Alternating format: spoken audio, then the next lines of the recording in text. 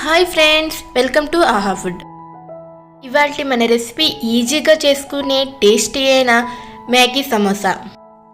ఈ Maggi సమోసాని different స్టైల్లో ఎలా చేసుకోవాలో ఈ వీడియోలో మనం చూసేద్దాము. దానికన్నా ముందు ఇదివరకు వీడియోలో నాకు వచ్చిన బెస్ట్ కామెంట్స్ని ఇవాళ నేను మీకు చూపిస్తున్నాను.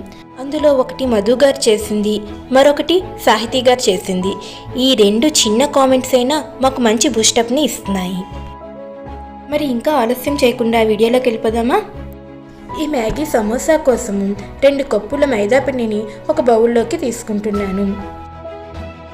దానిలోనే కొంచెం వాము, కొంచెం ఉప్పు, 2 టీ స్పూన్ల నూనెని వేసి బాగా కలుపుకోవాలి. నూనె అనేది ఎంత వేసుకోవాలంటే నూనెంతా పిండికి పట్టించిన తర్వాత స్క్రీన్పై చూపించినట్లుగా పిండి ముద్దగా అవ్వాలి. ఇలా అయితే నూనె సరిపోయినట్టు. ఇప్పుడు దీనిలోకి కొంచెం నీటిని వేసుకొని చపాతీ ముద్దలా కలుపుకోవాలి. చపాతీ ముద్దపై మూత పెట్టి పక్కన పెట్టుకోవాలి. ఇప్పుడు స్టవ్పై ప్యాన్ పెట్టి 2 టీ స్పూన్ల నూనెని వేసుకోవాలి. నూనె మరిగాక కొద్దిగా పోపు దినుసులను వేసుకొని వేయించుకోవాలి. పోపు దినుసులు వేగాక 1 కప్పు ఉల్లిపాయలను వేసుకోవాలి. ఇవి బాగా వేగిన తర్వాత 1/2 కప్పు క్యారెట్ తురుము, 1 కప్పు బంగాళదుంప తురుమును వేసుకోవాలి. ఇవి పచ్చివాసన పోయేంత వరకు బాగా వేయించుకోవాలి.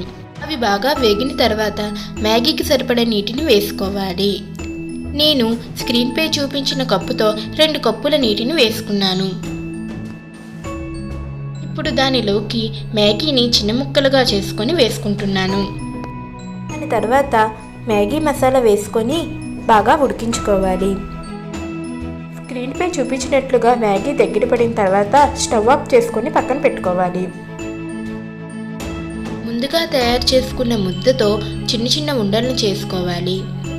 స్క్రీన్పై చూపించిన విధంగా వాటిని చిన్న చపాతీల్లాగా చేసుకోవాలి.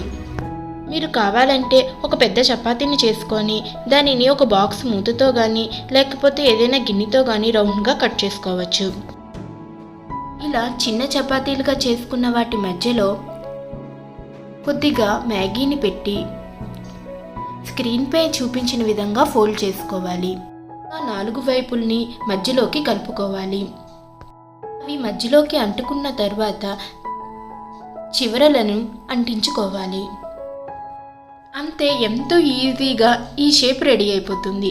మొదటిసారి చేసుకున్న వాళ్ళు కూడా చాలా ఈజీగా చేసుకోగలరు. ఇలాగే నేను మరికొన్నిటిని తయారు చేసి పక్కన పెట్టుకున్నాను. నేను పిండిలో వాము వేయడం వల్ల సమోసాపై అక్కడక్కడ నల్ల చుక్కలుగా కనిపిస్తుంది. ఈ వాము అనేది సమోసాకి డిఫరెంట్ టేస్ట్ని తీసుకొస్తుంది. మీరు కూడా వామును మాత్రం వేయడం మర్చిపోవద్దు. ఒక కళాయిలో సరిపడినంత నూనె తీసుకొని అది బాగా వేగిన తర్వాత సమోసాని వేయించుకోవాలి. స్క్రీన్పై చూపించినట్లుగా సమోసా దోరగా వేగి బంగారు రంగులోకి వస్తుంది. మనం ఫోల్డ్ సరిగ్గా చేసుకుంటే ఇలా విడిపోకుండా చక్కగా వేగి బయటికి వస్తాయి. చూస్తున్నారుగా ఎంత చక్కగా ఉందో. అంతే, వేడివేడి సమోసా రెడీ. ఇలాంటి సమోసాని చల్లని సాయంకాలం వేళ వేడివేడిగా, అది కూడా చాలా ఈజీగా చేసుకొని తింటూ ఉంటే ఎవరైనా ఆహా అనాల్సిందే. ఈ వీడియో కానీ మీకు నచ్చితే ప్లీజ్ సబ్స్క్రైబ్ మై ఛానల్.